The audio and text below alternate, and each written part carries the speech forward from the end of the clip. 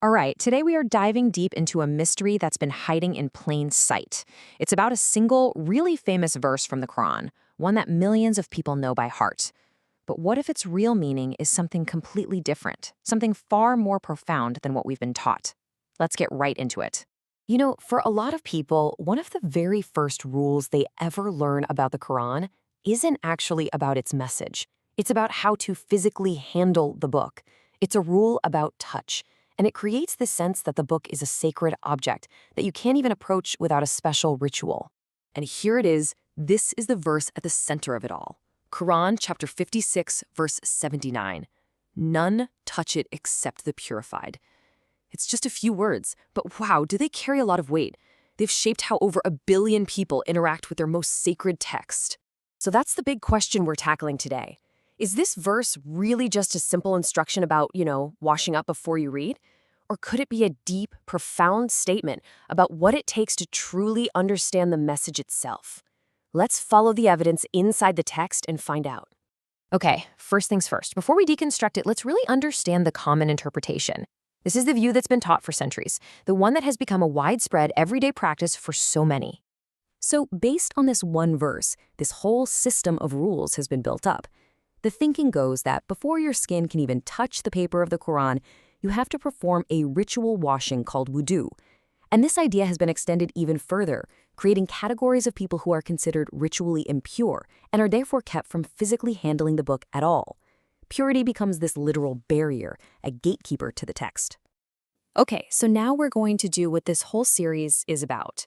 We're going to put what we've been told to the side for a moment, and we're going to look directly at the source material. What do the words actually say right there in their original context? See, our verse, 5679, doesn't just pop up out of nowhere. It's the conclusion to a three-part thought. Verse 77 starts by saying, "Indeed, it is surely a recitation noble/generous." Then, verse 78 follows up with, "In a book/record, protected/concealed." And only then does verse 79 deliver the punchline, "Not touches it except the purified ones." That flow is absolutely critical. And this brings us to the most important clue in this whole puzzle. Verse 79 says, "None touch it." So, what is the it? Is it the physical Quran that's being recited? Or is it that protected book that was just mentioned in the verse right before it? The answer to this one question changes literally everything. Well, if you just follow the grammar, the pronoun it points directly back to the last thing that was mentioned, and that's the Kitab in Magnun, the protected and concealed record from verse 78. So the verse isn't talking about the physical paper book you hold in your hands. It's talking about a protected heavenly source of the revelation. All right, so that's the first big clue. But that leads to the next question.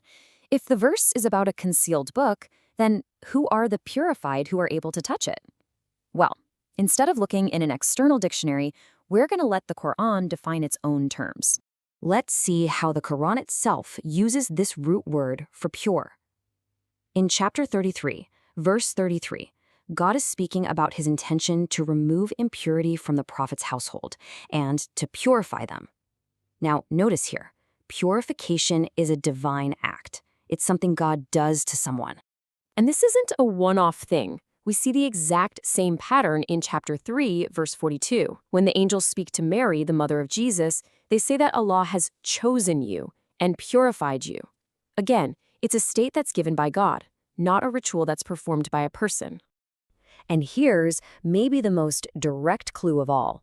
In chapter 80, verses 13 and 14, the heavenly record of the Quran itself is described as being in honored pages, exalted, purified. So this directly links the idea of being purified to the heavenly source of the revelation. So the pattern is really clear. The specific Arabic word used here, al-mutahharun, doesn't mean those who purify themselves by doing a ritual. It means those who have been purified by someone else, by a higher power. And in the context of the Quran, that points to divine beings, like the angels who bring the revelation down from that protected source. So when you look at all this evidence from the text itself, it doesn't just give us one new meaning. It actually unlocks two powerful layers of understanding. It shifts our whole focus from the physical to the metaphysical and then, most powerfully, to the intellectual. I mean, just look at this side-by-side comparison. The traditional view is all about the physical world, the paper book, contact with your skin, and washing with water. But the view that comes from the Quran itself points to something totally different.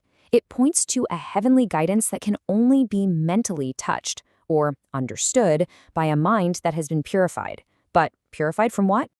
And that's where we get to that second, deeper layer.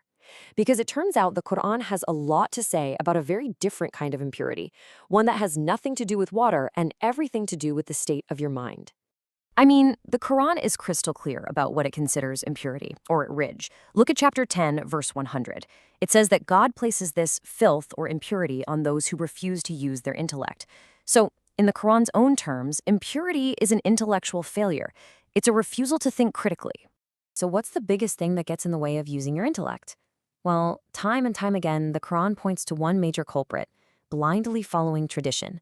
Chapter 2, verse 170 describes people who, when they're called to follow what God has revealed, just say, nope, we're going to follow what our ancestors did, even if their ancestors didn't understand anything. And this really gets to the heart of an intellectual battle the Quran sets up over and over again. On one side, you have ilm, which is verified knowledge. Its source is the direct text, and it demands that you personally check things out. The result is certainty. But on the other side, you have zan, which is just conjecture, tradition, and hearsay. Its source is what people say. It requires you to just blindly follow along, and the result is doubt and division. So let's put all the pieces together. If impurity is the failure to reason, and the biggest barrier to reasoning is unverified tradition, then the purified are the ones who have achieved intellectual purity. They're the ones who have cleared their minds of dogma so they can approach the text with a clean slate, ready to understand what it actually says. When you step back and look at all the pieces, the grammar of the verse, how the Quran defines its own terms, and this whole intellectual framework it sets up, you arrive at a really stunning and deeply ironic conclusion about this one little verse. Think about it. The ultimate irony here is that a verse warning that its true meaning cannot be touched by a mind that's clouded with the impurity of preconceived notions was itself blocked by a preconceived traditional interpretation. It became the perfect example of its own warning. A verse about intellectual barriers was turned into a physical one. And that's the thought I want to leave you with. If one of the most well-known, most quoted verses in the entire Quran can be so profoundly misunderstood, it kind of forces you to ask, what else might we be missing? How many other deep truths might be hiding right there in plain sight, hidden not because the text is complicated, but simply because of the weight of what we've always been told it means? That's something to think about.